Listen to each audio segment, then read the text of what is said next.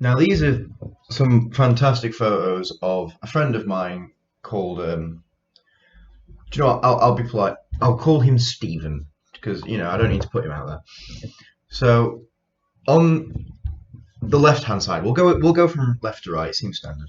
So on the left-hand side, we have a photograph of Stephen, really looking well like a Stephen, I suppose, in that he looks like a 37-year-old divorced dad.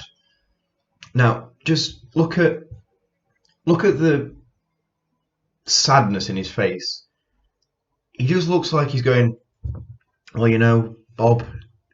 He's in the office just talking about his life. Bob, since since Sandra took kids and took the house, fucking hell, she even took dog.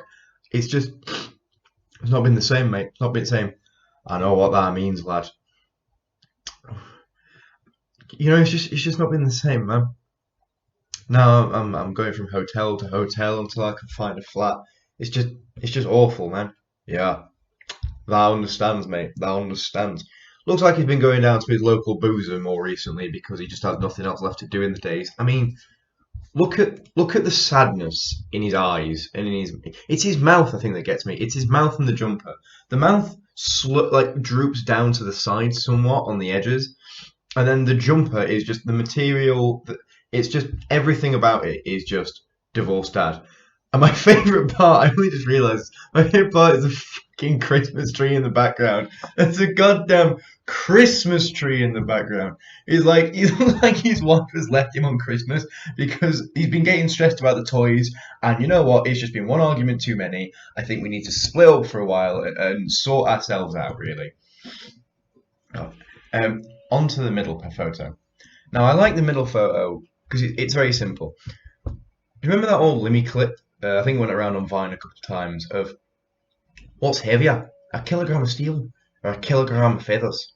That's right, kilogram of steel, because steel's heavier than feathers. No, Limmy, they're the same weight.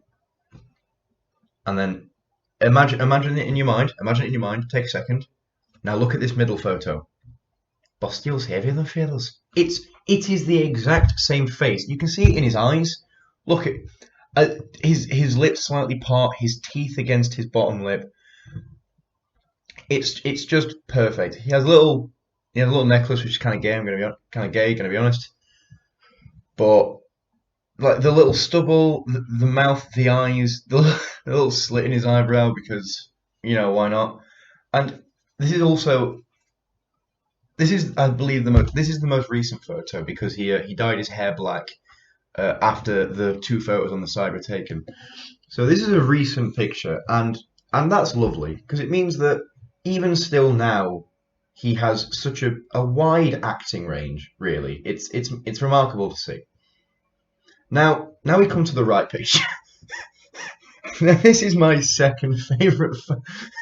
This is my second favourite photo of Stephen here. Just look at his eyes. He's like a chameleon. So our two friends, Anne and Louise, did up Stephen's makeup.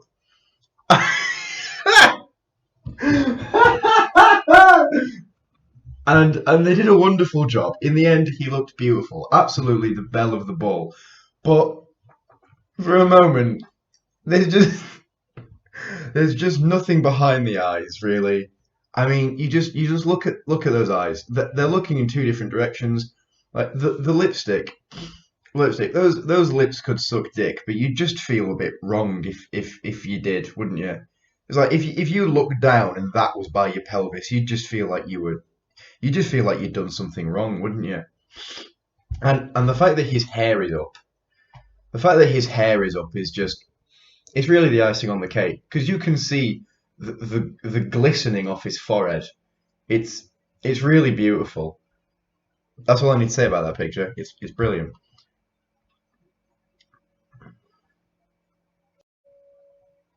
Now now here we have two pictures of a friend of ours who will again for the sake of privacy we'll call her Eugene.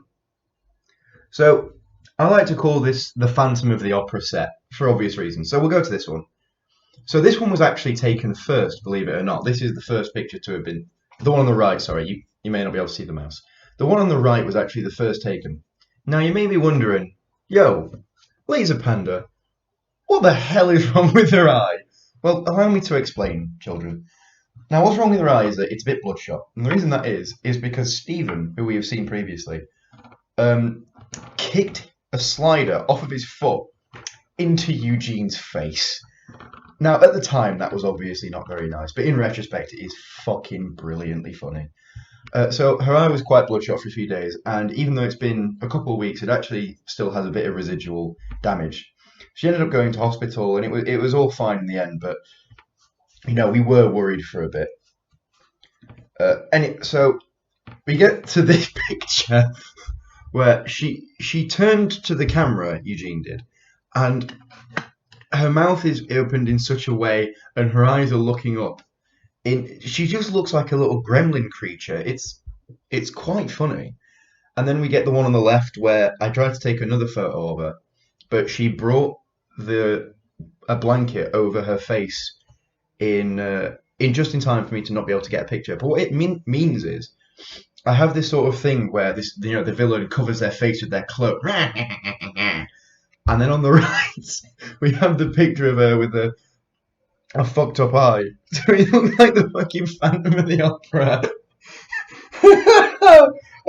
I fucking love these photos.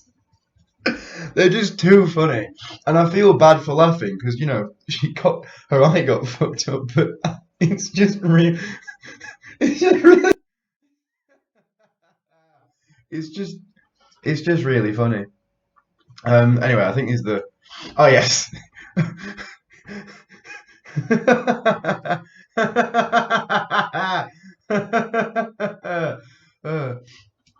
um, I think these two.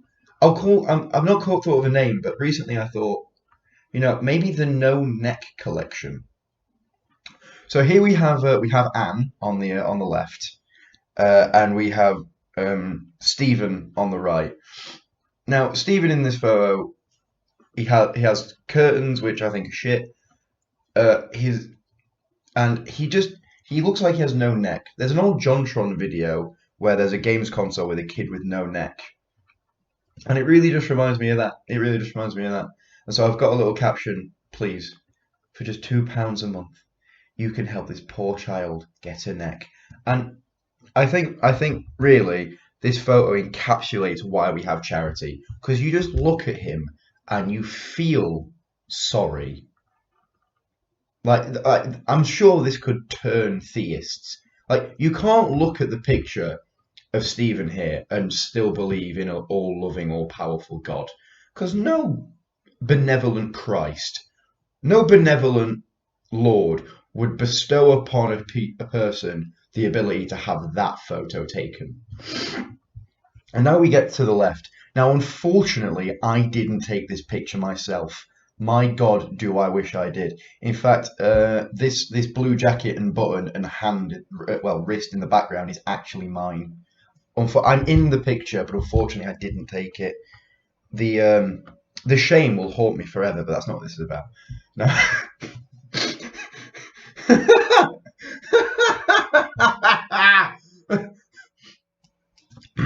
Apologies. Now, as we can see here, the main thing with this photo is the forehead and the mouth and actually, you know what, in fairness, it's just brilliant. Now we get the structure of a slight curve and then bowing out around the cheekbone and then coming back in towards the chin, but there's this sort of, I think it's the fact that the whole picture is basically just skin. There's some, because normally when you take a picture of a person, there's maybe facial hair if it's a man. There's some sort of structure with the face. There's hair. There's clothing. There's a jacket, whatever else, t-shirt. There's something else there, but in this, it's just face. There's only face. There's some hair in the top left, sure, but for the most part, it is just face. And so you get to, and slightly the side of the head, and the combination of that lends to it being quite a humorous picture. It looks like there's torment in those eyes. Not necessarily suffering, just torment. There's something about this picture that makes me feel like this person has been through great strife in life. Like you look at this photo and you think, wow, if somebody made that expression for too long in a hospital, they'd probably get turned off. You just you just feel like there's a great there's unfortune has been cast upon this person in this photo, and you have no idea how upset I am that I didn't take it, because it is honestly one of the best pictures. Because I take a lot of these pictures, as you will see in subsequent videos, and one of the best ones isn't even mine. And as much as I take the mick out of everyone here, truly that makes me the greatest fool.